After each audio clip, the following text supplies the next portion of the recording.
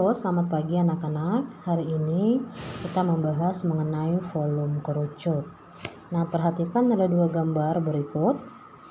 Ini adalah gambar dari sebuah tabung, ya. Nah, tapi di gambar yang kedua, Bu Devi ada kasih garis merah yang ini. Ini adalah bagian dari kerucutnya. Ya, ini adalah kerucutnya. Maka kerucut itu adalah 1/3 bagian dari si tabung. Dan rumusnya pun pasti akan hampir sama nantinya, karena bentuknya mirip. Nah, sekarang kita lihat dulu contoh kerucut dalam kehidupan sehari-hari yang kita temukan. Yang pertama ada topi ulang tahun, itu berbentuk kerucut. Yang kedua caping atau topinya Pak Tani, ya. Kemudian yang ketiga ada cone ice cream. Jadi tempat es krim yang bisa kita makan itu adalah kerucut. Kemudian ada lagi yaitu nasi tumpeng, ya. Itu adalah salah satu bentuk kerucut. Nah, itulah jenis-jenis kerucut yang kita temukan dalam kehidupan sehari-hari. Nah, sekarang kita masuk untuk mencari volume dari si kerucut. Nah, kalau tadi volume tabung yang sudah kita pelajari sebelumnya, rumusnya adalah PR kuadrat T, atau PR kuadrat ini adalah luas alas dikali dengan tinggi, ya. Maka volume kerucut juga sama, PR kuadrat T. Bedanya tadi yang Bu Devi bilang, karena kerucut adalah 1/3 bagian dari si tabung, maka rumusnya 1/3 P kuadrat T. Di mana simbolnya ini pi, bacanya pi, nilainya 22/7 atau 3,14. Apabila R-nya atau jari-jarinya kelipatan 7, gunakanlah 22/7. Apabila bukan kelipatan 7, gunakan pi 3,14. Nah, R itu adalah simbol dari jari-jari, T adalah simbol dari tinggi kerucut. Nah, sekarang mari kita mencari rumus bagaimana mencari R dan T pada kerucut. Ya. Tadi rumusnya volume kerucut 1/3 PR kuadrat T. Sekarang kita mencari berapakah nilai R. Nah, ini kita tutup dulu nih. Nah, jadi kalau misalnya kita tutup R-nya, yang kelihatan itu hanya 1/3 pi kali T. Rumus untuk mencari R adalah akar kuadrat dari pi per 1/3 pi kali T, ya. Jadi V per 1/3 pi kali T itu untuk mencari R. Untuk mencari T nya yaitu V atau volume per 1/3 pi R kuadrat.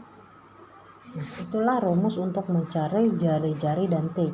Nah, sebenarnya kalau misalnya kita sudah hafal volume kerucutnya, untuk mencari R dan T tidak perlu kita hafal lagi, ya.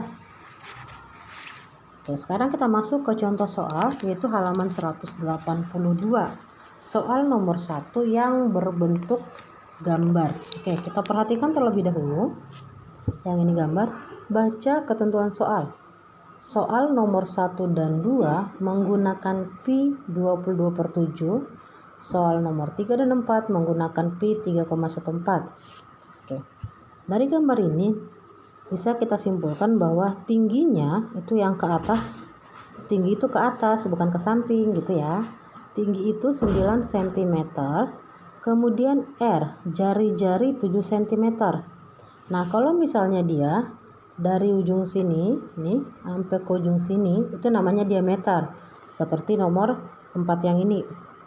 Tapi dia diambilnya dari titik pusat, ya, atau titik tengahnya disebut dengan jari-jari. Maka kita tuliskan, diketahui pi-nya 22/7 sesuai ketentuan soal, R-nya 7 cm, tingginya 9 cm. Yang ditanya berapakah volume atau V. Oke, maka kita masukkan rumus V sama dengan 1/3 R kuadrat T. 1/3 dikali pi-nya 22/7, R kuadrat artinya R kali R, berarti 7 cm kali 7 cm kali 9 cm. Maka boleh kita gunakan cara yang pertama, kalikan semua yang di atas. 1 kali 22 kali 7 kali 7 kali 9, yaitu 9702 cm pangkat 3 per 3 kali 7 21. Maka hasilnya 462 cm pangkat 3. Nah, atau boleh kamu menggunakan cara yang kedua yang seperti ini. Kita tuliskan dulu 1/3 kali 22 per 7 kali 7 cm kali 7 cm kali 9 cm. Kita gunakan sistem coret-mencoret. 3 dibagi 3 1, 9 dibagi 3 itu 3. Jadi yang bisa kita sederhanakan yang dia bisa habis membagi 3 atau membagi 7 gitu ya. Nah, kemudian yang ini 7 dibagi 7 1, 7 dibagi 7 1. Nah, yang sisa adalah ini. Kita kalikan, 1 dikali 22 adalah 22, dikali 1 tetap 22, 22 dikali 7 154, dikalikan dengan 3 adalah 462. Maka hasilnya adalah 462 cm pangkat 3 per 1 kali 1 1. Maka hasilnya tetap 462 cm pangkat 3 ya. Tapi ingat, dalam menyelesaikan soal harus dituliskan, diketahui, ditanya. Dalam matematika itu yang perlu simbol. Nah, seperti tadi, jari-jari dituliskan R, bukan jari-jari. Jadi kalau kamu menuliskan jari-jari tinggi itu salah ya. Kenapa? Matematika itu simbol D. Jadi identik dengan simbol dan angka. Kemudian satuan jangan sampai hilang ya.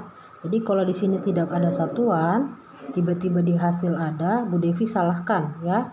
Ingat, satuan harus tetap ada. Oke, di semua contoh soal yang Bu Devi berikan pasti satuannya tidak pernah hilang. Oke, kita lanjut ke contoh soal yang kedua, yaitu Bu Devi ambil dari buku halaman 182 yang soal cerita nomor 1. Ya, perhatikan. Sebuah kerucut memiliki alas seluas 176. Sebuah kerucut memiliki alas seluas. Jadi yang diketahui adalah luas alasnya. Nah, oke, perhatikan. Luas alasnya 176 cm kuadrat. Tentukan volume kerucut tersebut jika tingginya 18 cm. Tingginya 18 cm, tentukan berapakah volumenya. Oke, kita cari volume sama dengan 1/3 PR kuadrat kali T. Ingat ya, tadi PR kuadrat itu adalah luas alas dari sebuah lingkaran. Maka rumusnya kita ubah menjadi 1/3 kali luas alas kali tinggi.